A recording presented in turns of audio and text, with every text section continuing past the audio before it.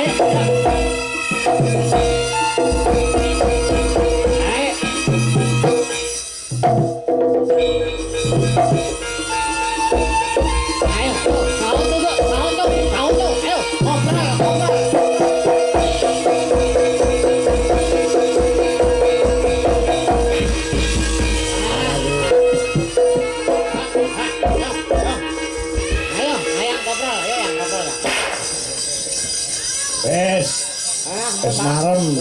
Nggih, ternyata wayang kulit itu luwes nggih, Pak. Oh nggih. Bisa dimasukkan jaranan, bisa ketoprakan, ludrukan napa mawon Wayang wong nggih, terus ketoprak, ludruk iso mlebu wong jiki barang iso mlebu ning wayang. niku Pak kulit iso. Satu nggih. Matur nuwun sampun gara-gara ya, Pak. Siap, Pak, Mesti siap. kudu eling sajroning urip.